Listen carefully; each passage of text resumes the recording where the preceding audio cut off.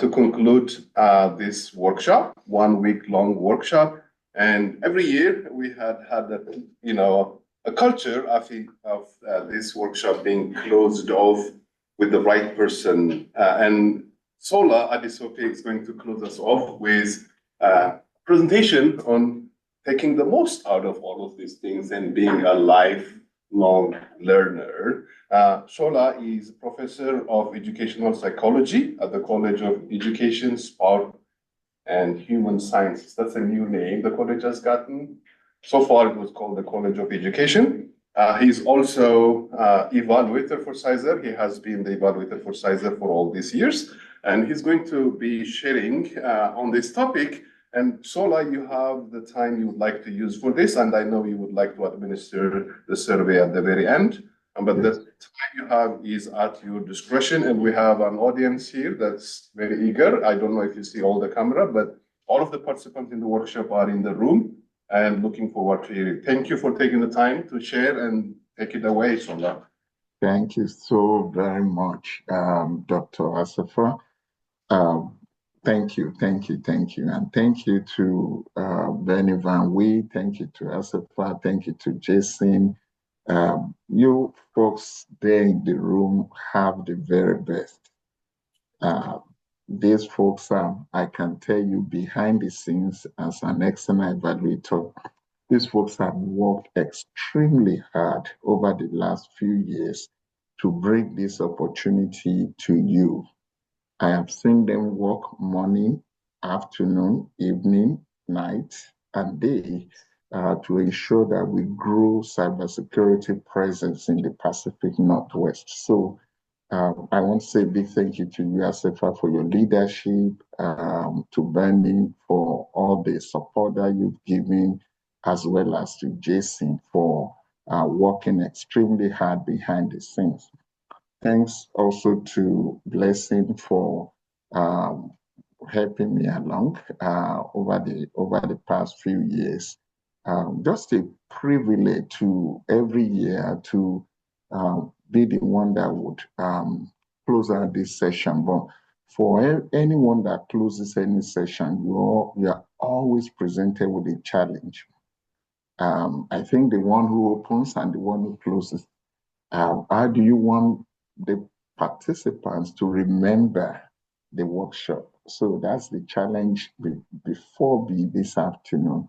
Not only that, there's also another challenge. I guess I am the one standing in the way of you going out and enjoy the rest of your long weekend. So I will make this very, very short so that you don't have to get discouraged and get bored. So today I just want to very briefly speak about being a lifelong learner and administer the end of workshop survey to you. I could take a whole week to talk about lifelong learning. I actually teach a course, theoretical and empirical foundations of learning. That's where I got my PhD. Along that line. So I could take a whole week to talk about lifelong learning, but we will not do that. Rather, I will just, I won't even talk so much about myself. Asafa already introduced me from the College of Education, Sports, and Human Sciences, and I have a variety of research interests. But I had my first degree in computer science, and that endears me very closely to this type of work, cybersecurity, knowing how important it is. But before one can become very successful in any chosen field, whether that is cybersecurity or not, one has to desire to be a lifelong learner. And a lifelong learner is someone who is deeply committed to ongoing development and education. A lifelong learner embraces what we call the growth mindset. Carol Dweck, some of you may have heard of that name, was the one who came up with the growth mindset. And it's this idea that, we don't stop learning. And I always say that the day we stop learning is the day we die. The day we feel like, I know it all, That's the day we die in any set of professions. So becoming lifelong learning is really, really very crucial, and it can consist of multiple activities, including maybe any degree, pursuing certifications, and imagine the many software professionals that were laid off by Microsoft just the last few days. Imagine the shake-up in the industry with Google, with Amazon. It suggests something that lifelong learning is very crucial. I cannot depend only on what I was taught in school when I graduated, my first degree, which was already almost 30 years ago, over 30 years ago. I cannot depend on that knowledge for today's economy. So the ability to continue to improve oneself, pursuing certifications on the job training, readiness to learn new things and challenge oneself in this whole spectrum of lifelong learning becomes even very, very crucial. So who is a lifelong learner? The one who uses both formal and informal learning opportunities to foster continuous development and improvement of the knowledge and skills that are needed for career and personal fulfillment. That's from Fairbanks in 2021. Formal education is very important, which you are getting here at WSU, but there's plenty of opportunity for informal learning opportunities, the opportunity to ask why in your day-to-day living. Why was Delta system hacked? Why could I not fly? What happened? The ability to continuously ask why and find answers and be part of the solution becomes very, very crucial to be a lifelong learner. Lifelong learning, again, is the ongoing education of the self. And because it's on a continuum, this type of learning is usually self-regulated or self-motivated. Sometimes or many times it's self-taught.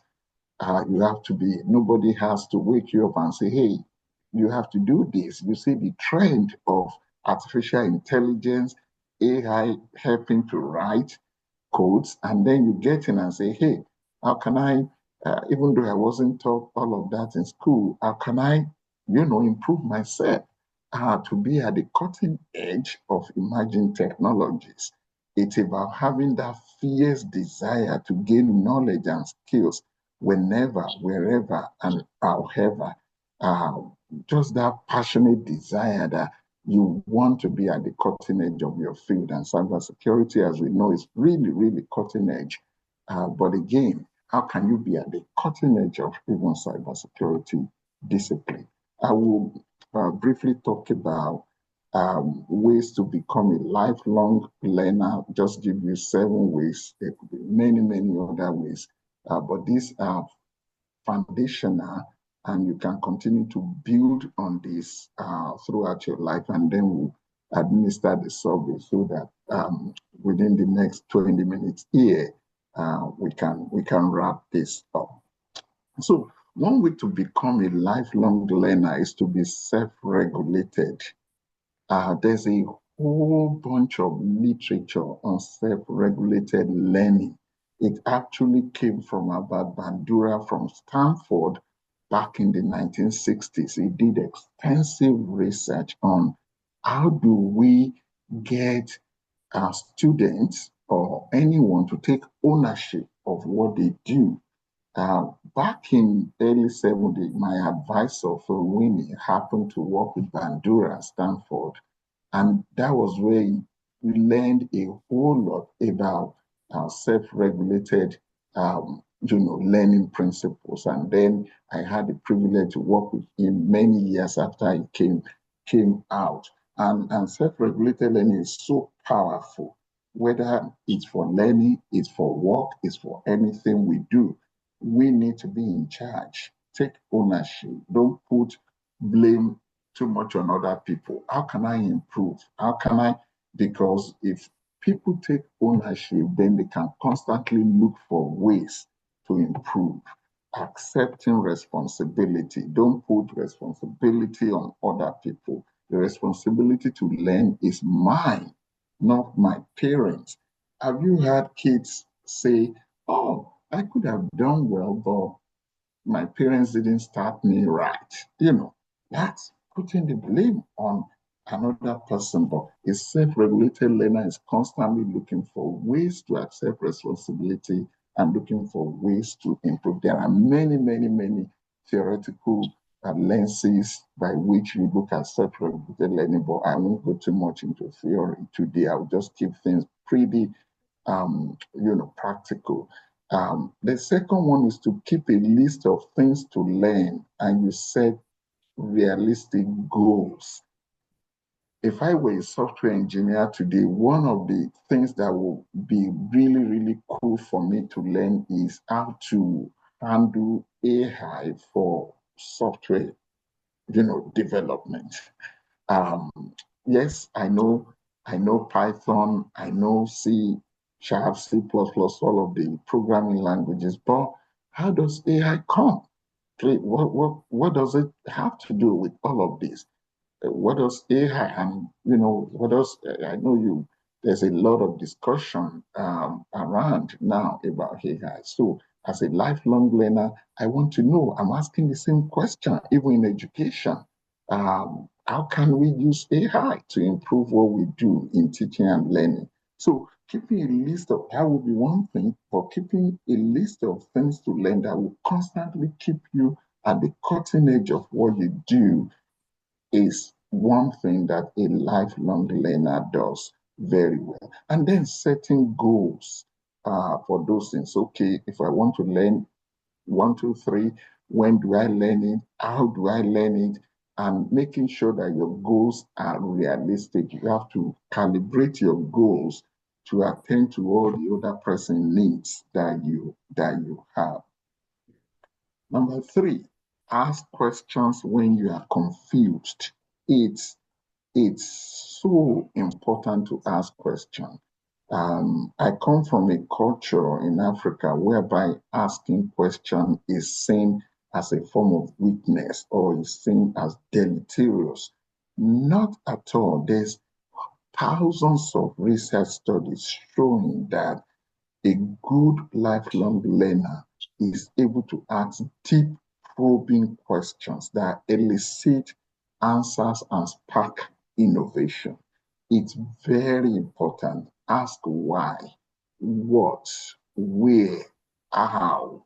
All of these big questions help us explore new routes, new possibilities. And as a lifelong learner, it's important to do that. Put what Number four, put what you are learning into practice. Um, you know, I love where we deal with equations and we talk about Reynolds equation number.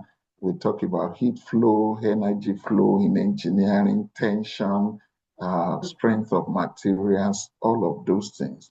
But look for practical ways by which those theoretical understandings or underpinnings are evident in our day-to-day lives.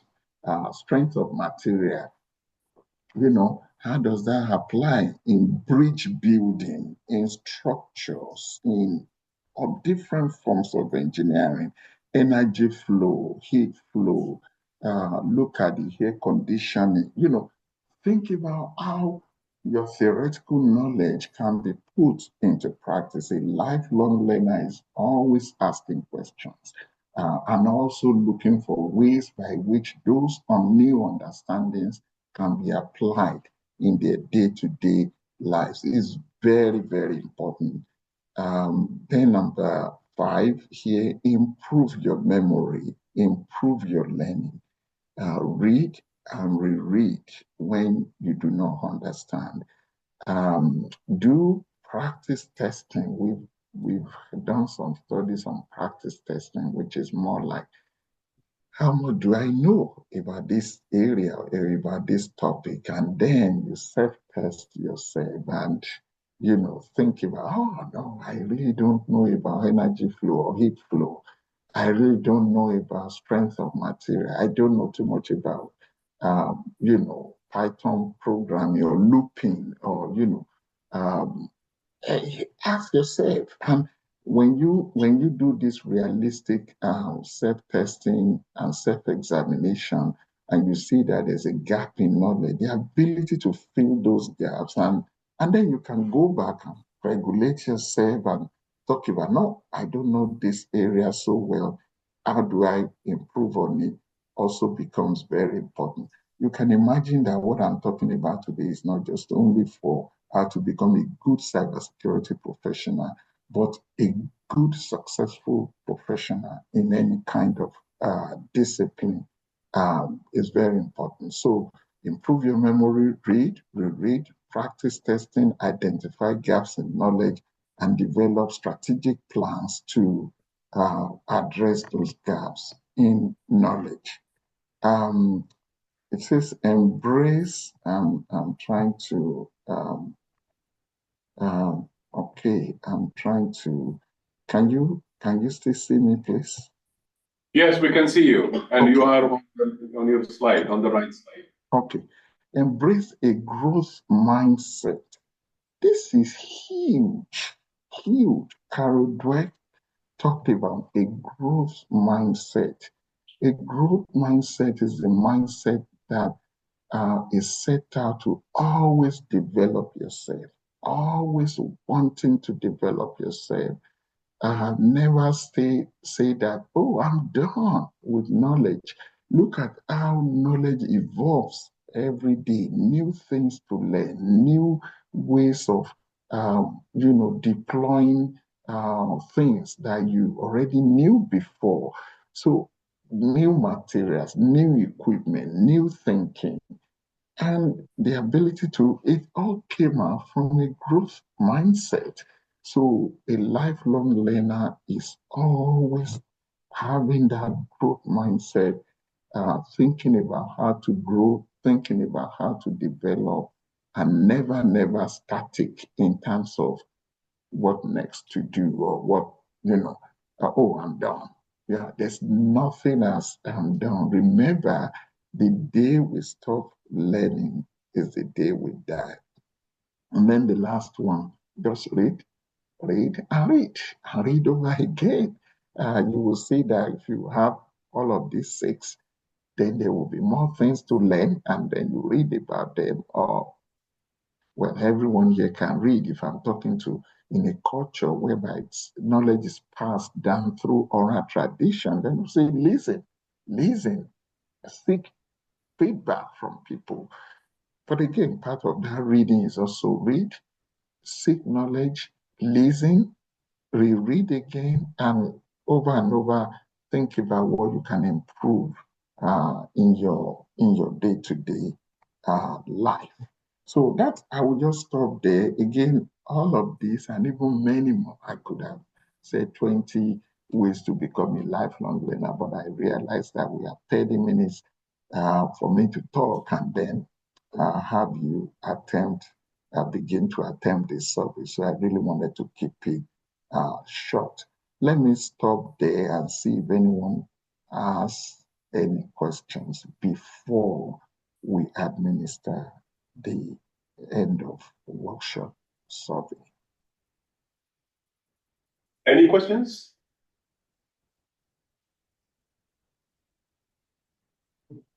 There are no questions, so now we can proceed with.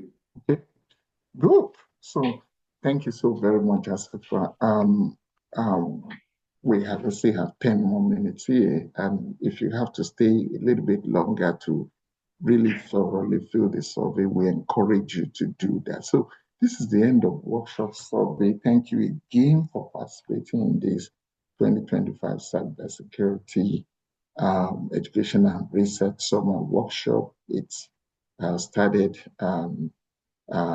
it's been on this whole week throughout since Monday. I think we had some time on Sunday night. Thank you for being here. This brief survey is designed to solicit your feedback about the content of the workshop, the delivery, overall impact. We caught down a few questions there, so it probably will take about 12 to 15 minutes thereabout to complete. We will keep your responses confidential and only summarize aggregate results. Those aggregate results will be used for evaluation and reporting purposes. And I will provide those reporting as the external evaluator. Thank you again for your time today and the valuable input. I will now put the QR code on the screen, and each one can scan that, and it will take you to the quarterly survey link, and then you can spend the next 12, 15 minutes to complete the survey. Thank you very much, Sola. Thank you so much, Asifa.